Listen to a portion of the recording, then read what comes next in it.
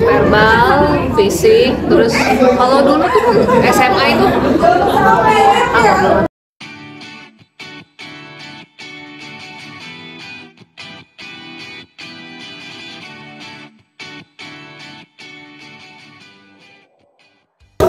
Jadi ya, Mas? normalisasi sih, misalnya kakak kelas dan adik kelas gitu, dan ada yang memang itu menjadi tradisi dan ketika kita ngadu ke guru terus kayak ya emang begitu loh jawabannya gitu, dan itu karena udah tradisi itulah ya, itu nggak bisa break the cycle saat itu juga.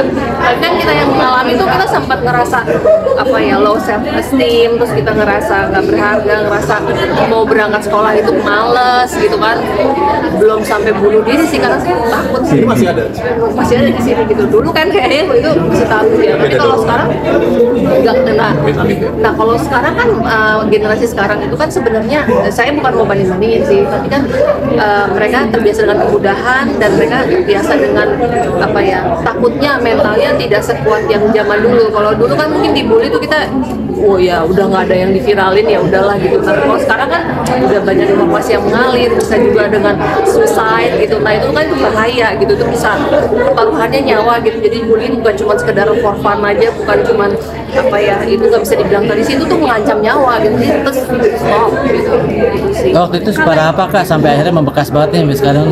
Ya pokoknya merugikan mental, ekonomi, terus fisik sih ya memalukan aja sih. Jadi kayak memang malas dibahas, tapi ya I will never forgive them gitu. Keluarnya akhirnya bisa Berdamai itu karena memang apa ya, akhirnya menormalisasi kayak oh ya udah itu tradisi kali, oh ya ini gitu. Jadi dan semakin dewasa tuh pada akhirnya ya alhamdulillah saya nggak apa-apa gitu. Jadi itu udah apa ya, terpaksa harus berdamai karena waktu itu emang nggak mikir killing, itu sudah sibuk apa kerja sama segala macam. Tapi kalau dipikir-pikir lagi, apalagi baca skenario kayak gini ya, tuh mikir kayak gue juga pernah diginiin dulu gitu, terus kayak gitu, jadi kayak kesel lagi gitu. Cuman pada akhirnya ya bersyukur aja masih baik-baik aja sekarang. Sekarang udah benar-benar udah damai. Tahu sih sebenarnya.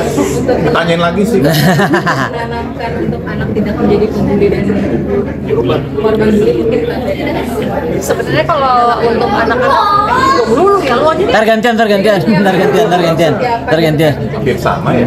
Saya nggak tahu kan, gue anak kelas kecil. Oke, dari yang ABG dulu ya. Iya, Dari yang ABG. Satu SMP.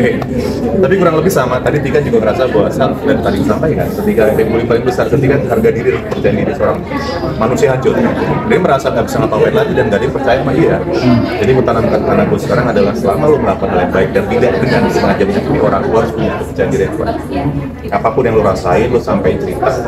Kalau lo nggak berani ngomong ke orang tua, lo atau bukan ke siapa. Yang penting lo harus berbatasan lo jangan sok kuat tapi lo nggak kuat. Karena nyatanya justru dunia luar sana nggak sebaik apa yang kita harapkan. Jadi lo harus lebih kenal perasaan lo lebih tahu apa yang lo rasain, dan jangan pernah ragu untuk ngobrol kalau lo rasa diri ngobrol. Itu ya, berdasarkan pengalamanku juga. Ya kalau aku sebenarnya kan akhirnya mikir kayaknya tuh yang memang harus aku kuatin terus itu adalah koneksi dulu, koneksi before connection sih katanya kan. Jadi mungkin saya khawatir misalnya anak saya udah sekolah terus misalnya nggak bisa cerita karena ngerasa nggak ada koneksi sama saya, karena ada jarak gitu, mereka ngerasa nggak bisa secara open. Nah itu tuh yang sebenarnya saya pupuk dari sekarang supaya ibu ada buat kamu loh, ibu ada buat kamu gitu. Ayah, ibu mereka tuh ada. Ya ini memang ada circle apa, kita support system kamu loh, itu yang harus ditanamin banget sih, dikuatin banget. Dan kalau misalnya aku sih nanamin pada akhirnya karena aku pernah ngalamin bully, aku mikir kalau kamu dibully orang, lawan, nggak boleh terima aja, lawan, kamu pukul balik, aku bilang gitu. Ini defense, self defense, aku bilang gitu. Itu bukan berarti kamu jahat, enggak, tapi kamu jangan mulai duluan. Kalau kamu mulai duluan, ibu nggak akan belain gitu. Itu motivasinya ya. motivasinya tuh membela diri, itu tuh sah menurut aku. Dan itu tuh harus diberaniin sih di anak-anak ya. Kan kadang-kadang kan kalau misalnya didorong atau dipukul atau dikatain itu diem aja gitu. Dulu sih saya diem gitu, so kayak mikir Berarti belajar dari apa yang udah kita lewatin ya. iya belajar dari situ akhirnya. Itu sih pernah ada laporan nggak tuh ketika soal aku dibully, aku didorong terus bener kayak gitu sampai akhirnya kamu keluar kata-kata kalau dikarenakan lawan. Lawan balik ya. Pernah waktu itu dia apa sih pecinya direbut terus udah gitu sampai ke jambak katanya rambutnya tadi ditarik terus kamu ngapain? Aku diem aja. Oh lain kali kamu ambil balik aja, kamu usahain kalau itu punya kamu ambil balik, kamu rebut balik. Gak apa-apa nak, berani ya. Terus aku bilang juga ke bu gurunya, bu kalau anak saya bela diri biarkan. Gelut deh. Ibunya begini. Emang ibunya punya pindah ke kampung ya gitu sih. Akhirnya gimana mungkin? Akhirnya mulai sekarang sih dia mulai lebih gampang ngomong sih, kayak misalnya jangan geser aku, kalau kamu di situ aku duduk di mana gitu, kayak gitu maksudnya sifat asertif tuh ada gitu. Mungkin tadi kan Ntar lagi gedenya gimana?